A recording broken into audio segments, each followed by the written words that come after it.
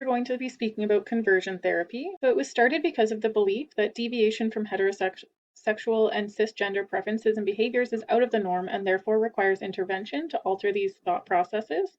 Individuals were forced or pressured to join therapy in order to conform to societal norms. It intended to accomplish changing people's innate feelings of sexual and gender preferences to conform into the norm of society's beliefs.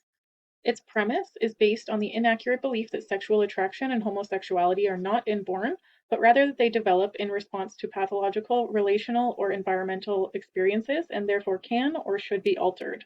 Conversion therapy patients described having attended interventions in a remarkably wide range of settings, such as churches, camps, conferences, online chats, prayer groups, regulated and unregulated counselors' offices, and medical offices. So these are some conversion therapy billboards that promote conversion therapy.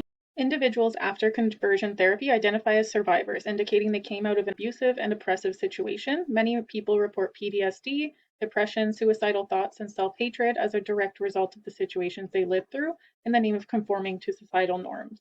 Studies employed aversion therapy techniques, such as administration of electric shock or nausea inducing drugs, paired with images of men to create a conditioned aversive response to arousal. The efficiencies reported by survivors indicate failure. 42% reported that their therapy was not at all effective in its intended goal to reduce attraction. 37% found change oriented therapies to be moderately to severely harmful.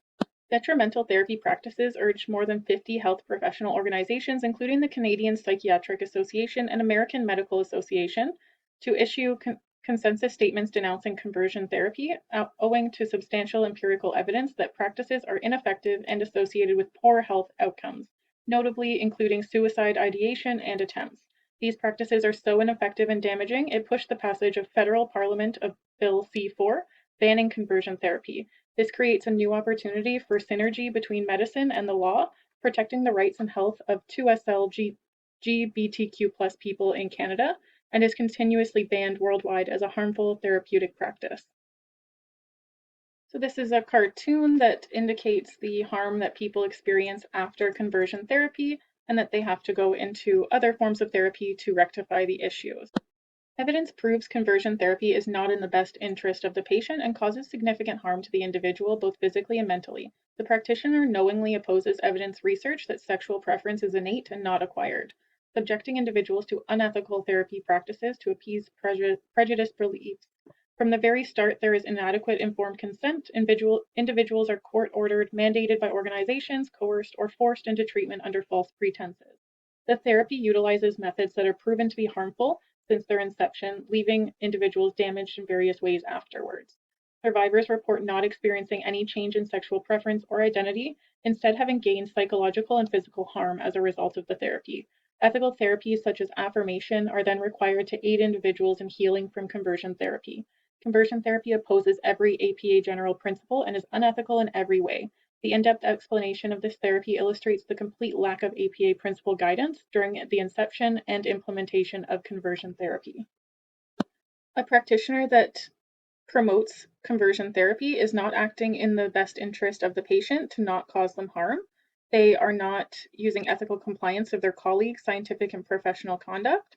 They are not being honest and having strong moral principles. They are not acting with just behavior or treatment to their patients, and they are not respecting the dignity and worth of all people and the rights of individuals to privacy, confidentiality, and self-determination. So my overall assessment of conversion therapy is that it was created by prejudiced, uneducated, and hateful people who would do anything to live in a world without individualism, where societal norms are law and people are persecuted in unethical manners to maintain this ideal. These practices have strikingly similar ideals to historical references such as the Holocaust, where people were killed for being different than the dictator. Overwhelmingly unsuccessful and harmful results is reason enough to discontinue use of this therapy practice. Even if one were to claim the efficacy, the ethical costs and potential for harm outweigh any perceived benefits.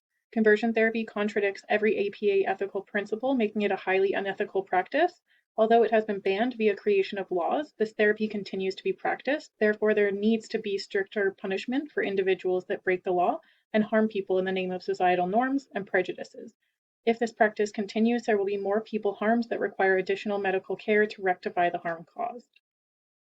And these are just some people that are protesting conversion therapy and asking for it to be banned forever. Thank you for listening.